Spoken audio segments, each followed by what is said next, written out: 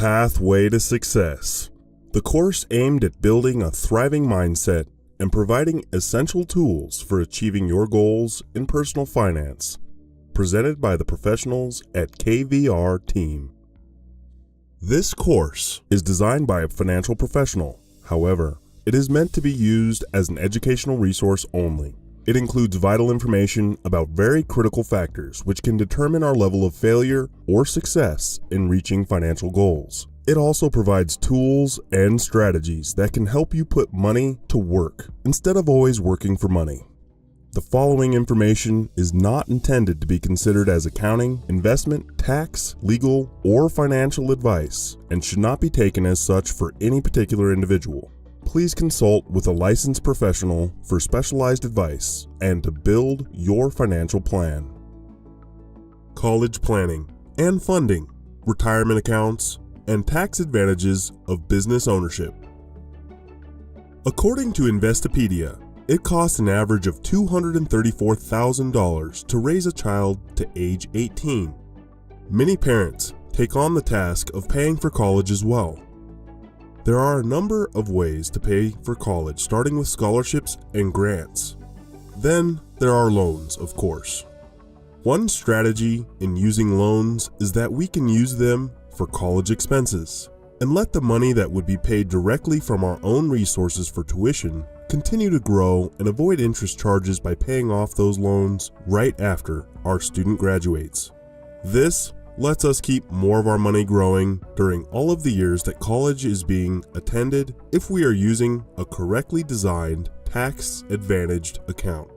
Like with all plans, the sooner we develop our strategy to get a certain goal or outcome, the more opportunities we will have time to take advantage of. If we put aside a portion of what we spend on our children while we raise them, we can be better prepared for college costs. Part of college planning is knowing how much we can expect college to cost in the future. Another part of college planning is knowing whether the degree in our area of interest has a real market value. Can it truly be an advantage for your child in their chosen field? The more specific a student can be with what they want to do for a career, the more effective college can be. The college attended should be well regarded for the major chosen, with not only the degree offered, but also in the ability to provide access to networking opportunities. How is the plan affected if your student changes majors? Another way to be more cost-effective in college planning is to narrow your college choices to 3 schools. According to a recent U.S. News and World Report survey of 600 universities, they each make from $3 to $5 million every year from rejected applications. That is free money for colleges, most of which could have been held on to by parents. Another way to lower costs is to attend a 2-year junior college and then transfer to the chosen 4-year school that matches up with it.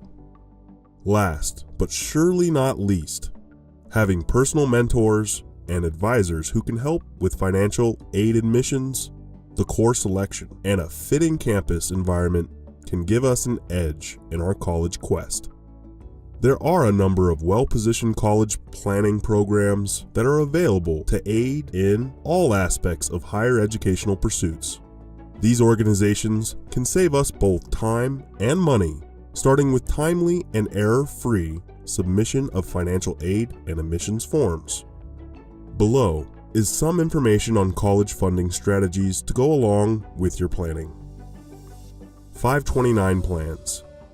In a 529 plan, parents put after-tax money into an account with investment growth potential. The growth is tax-free, and the money can be taken out tax-free when used for college expenses. It can be transferred to any child if not used by the first. If it's not used for college at all, it's taxed at regular income, plus 10% on the growth in the account. Remember, 529 plans are counted as part of the student's expected family contribution when the government reviews a financial aid packet. We may also be able to provide a significant portion of college expenses by utilizing the infinite banking concept. This requires advanced planning and the required amount of contribution to an account that will result in maximum growth potential. The infinite banking concept can also be used without it counting against the expected family contribution calculated in the financial aid a student may receive. Retirement accounts. What are they not telling you? One of the most widespread types of retirement accounts include those that require an employee or worker to contribute a portion of their own earnings that they will later use to live on once they stop working. They have replaced defined benefit plans, which used to be offered to people, known as pensions. One of the most popular designations for the newer defined contribution plans are 401ks. The term 401k comes from the location in the IRS tax code where the rules about this type of plan are laid out. According to Bankrate.com, as of the third quarter of 2023, the average American has $107,000 in their 401k account. Companies often lower their share of the tax liability by writing off the cost of setting up a 401k. However, the investment firms that handle these accounts pass additional fees on to the employees, which are deducted from their paychecks.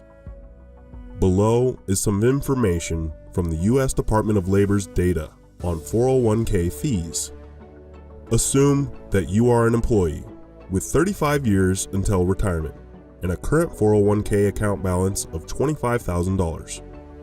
If returns on investment in your account over the next 35 years average 7%, then fees and expenses reduce those gains by 0.5%.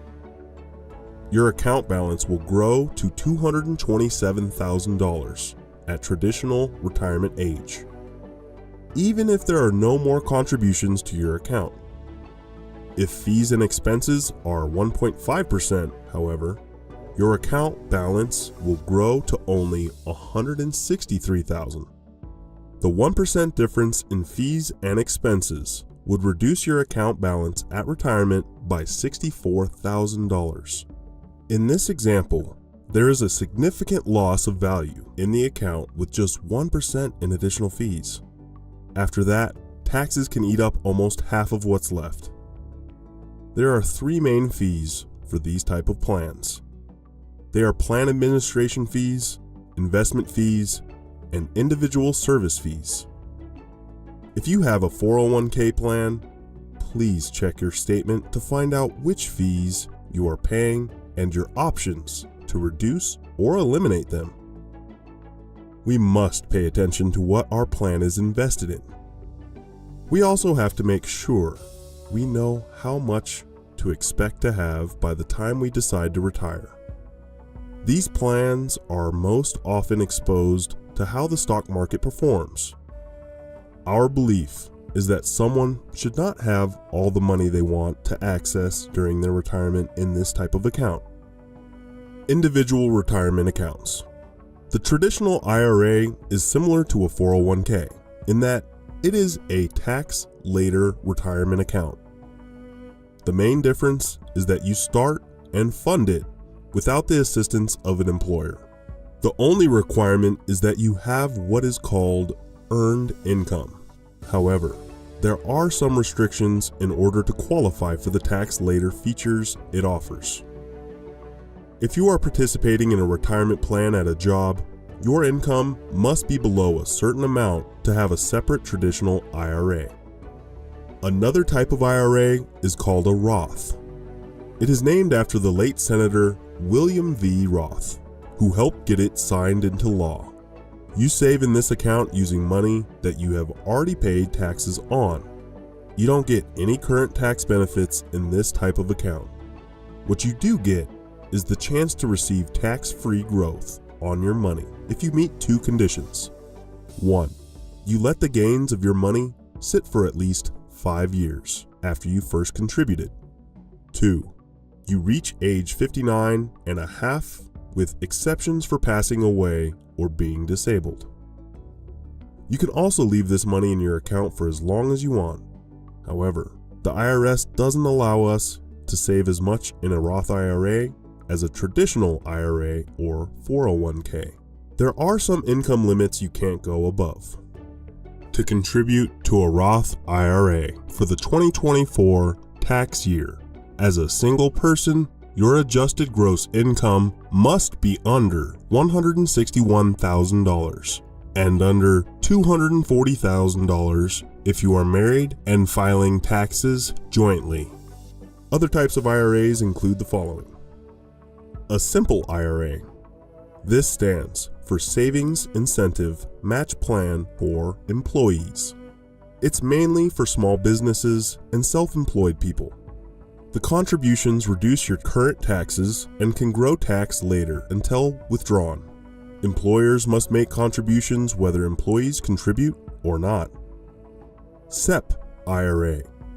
This stands for Simplified Employee Pension. Here, only the employer, often the person who owns the business, makes contributions for all the people in the business. The same 59.5 and 70.5 age rules apply.